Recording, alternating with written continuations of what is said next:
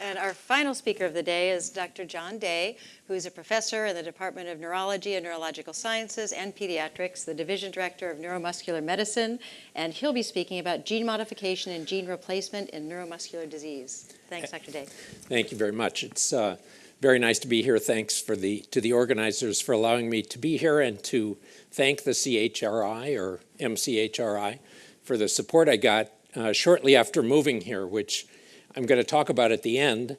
It's led to some new findings we're very excited about, but I'm also going to show where that fits into our overall program in neuromuscular medicine. So the work that the CHRI funded has led to a lot of NIH funding to keep that program moving forward, but I'm also going to talk about work that has had a longer track record that was already quite advanced by the time I moved here, that has led to some more immediately obvious results. Most of us go into neurology because we're interested in the brain, you know, memory and emotion and all this fancy stuff. But after a not very long time, it becomes quite evident that the light is burning brighter in neuromuscular medicine, so that if you're one of the people that likes to look under the lamppost to understand things, neuromuscular medicine allows us to do that, so that these diseases affect the peripheral nerve as they exit from the spinal cord and affect the muscle. And the fact that we have biopsiable and in vitro studyable tissue allows us to define the disorder in much greater detail, which over the last 30 years has led us to identify literally hundreds of genetically defined muscle disease and hundreds of genetically defined nerve diseases. So we've taken the approach of studying Mendelian disorders that have a definable genetic target with the idea that that can then inform us about understanding neurological principles in greater detail. But unfortunately, much of the work that we have done has proven to be difficult to show effect, so that we've had a number of attempts that led to no meaningful results in these efforts, leading us to identify really an ideal situation that we needed to find. And so this is the work that had been done before I moved here, where we identified we needed to be able to identify a clear population of individuals with a definitive diagnosis, even though they're minimally affected. And we needed ideally to have them have a very severe time course so that they led to severe deficits within a matter of months, ideally. There needed to be a common enough disorder that we could get enough of these patients and identify them. And then we needed to be able to identify a functional change. Now, most of this is true across medicine. What makes neurology different and neuromuscular different is that when we're talking about measuring something, we're measuring the function. The FDA is not going to approve something based on a blood test in neurology. We have to actually measure some functional change. And so that was the ideal. And we identified in the early 2000s what we thought was the ideal situation. So those of you who have seen patients with spinal muscular atrophy type 1 might not have thought of that as an ideal situation. It's a miserable condition.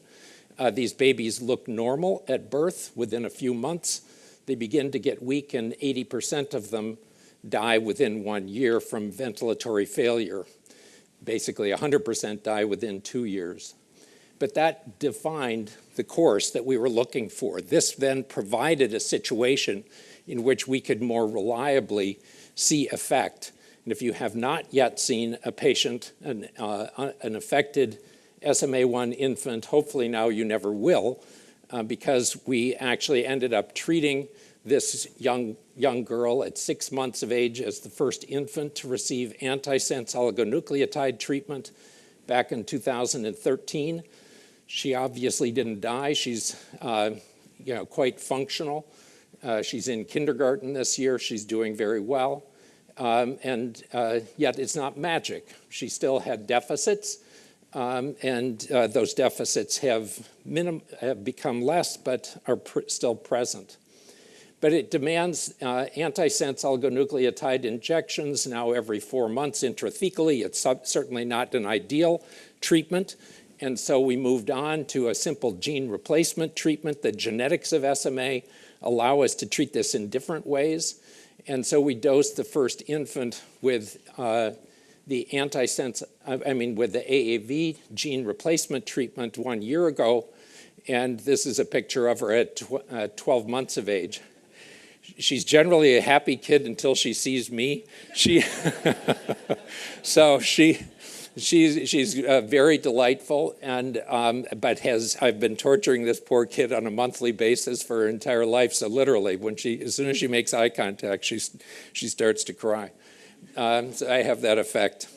But nonetheless, this I think allowed us to prove that both the antisense method got into the tissue of the target tissue, and as did AAV. So this is intravenously administered. We're also doing intrathecally administered.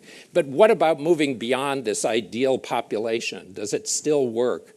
Well, knowing that it got in and that it had the biological effect that we were looking for allowed us then to treat older children that were already affected, and we were able to see the benefit. Now, we had to treat them for a longer period of time. We had to use different means of assessing them, but we were able to prove that it did work. And now we've been treating adults. Our institution is somewhat unusual in that we actually consider adults to be grown-up children in some instances, transitional care being an important aspect of this aspect of medicine. And so we've been treating adults and now are seeing some effect on a number of different measures. So we think that it does benefit patients of all ages. So we do think now that we've been able to show the benefits of this form of treatment, but now we're interested in moving even beyond motor disorders. So we're coming full circle using muscle, as I say, to be a window on the brain and looking back at the central nervous system to see how it works. So neuromuscular disorders all affect the nerves and the muscles, but many of them, if not all of them, have some effect on the central nervous system as well. It's usually a smaller part of the disease, but it does allow us now to take the lessons we've learned in neuromuscular medicine and apply those to central nervous system conditions. So what are we going to do in that realm? This is where the CHRI support really allowed us to do something special, so that when I moved here, I started working with Brian Wandel. So he's the transdisciplinary colleague in this TIP award. And we investigated various aspects of a disease, myotonic dystrophy. I've expanded our colleagues now. We work with a number of different people at Stanford and beyond on this. We are, as I said, looking at myotonic dystrophy. This is actually a very interesting disorder for which we can now apply these effective genetic treatment methods. It's a dominantly inherited condition present in various populations between 1 in 1,000 in the general population in Quebec, up to about 1 in 4,000 or 5,000 worldwide. So it's really quite common, often misdiagnosed, but it leads to a very complex central nervous system phenotype, including autism spectrum disorder, attention deficit abnormalities, and progressive executive function changes.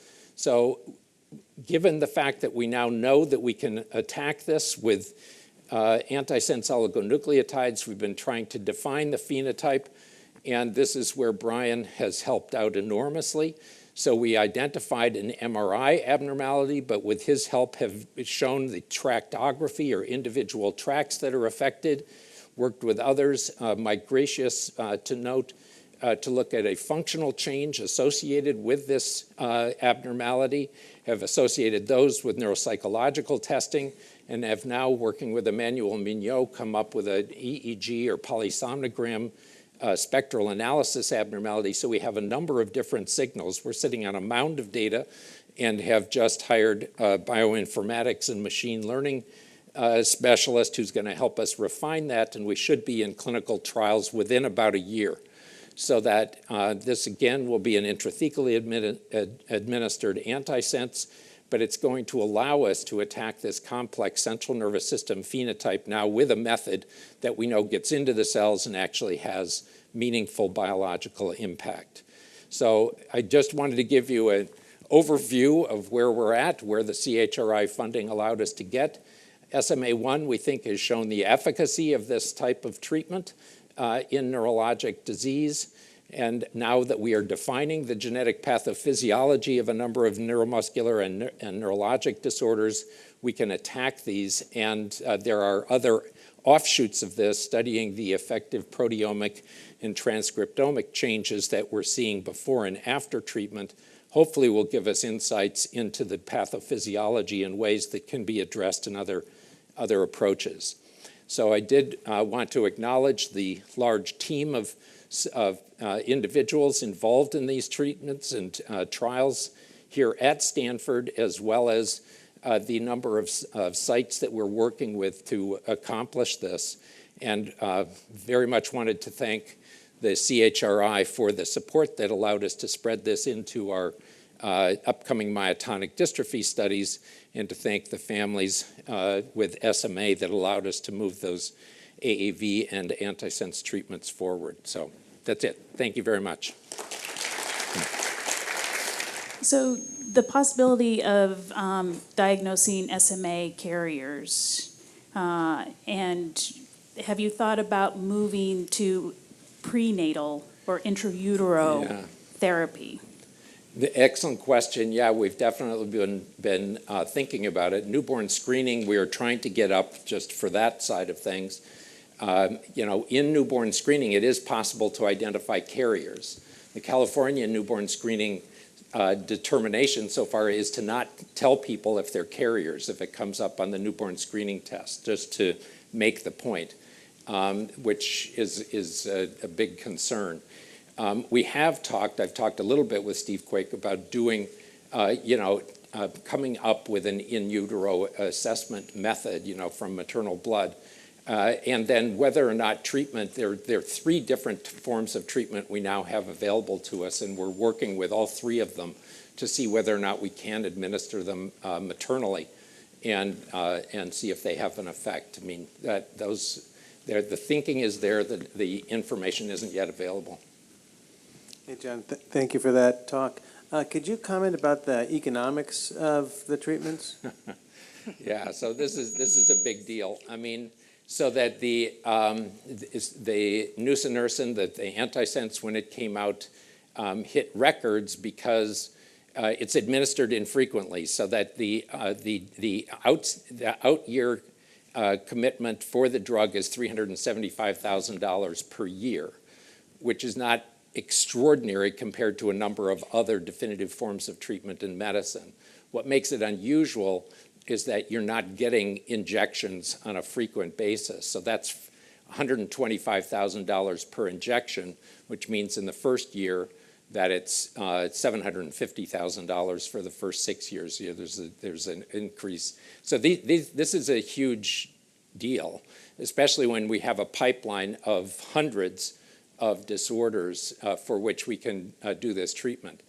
AAV treatment, this is going to be the first commercially available AAV treatment for a large population. So this is going to be hundreds, if not thousands, of patients treated annually with this. But even there, and it's a large amount of virus. So we're talking, 10 to the 13th, 10 to the 14th viral genomes per kilogram.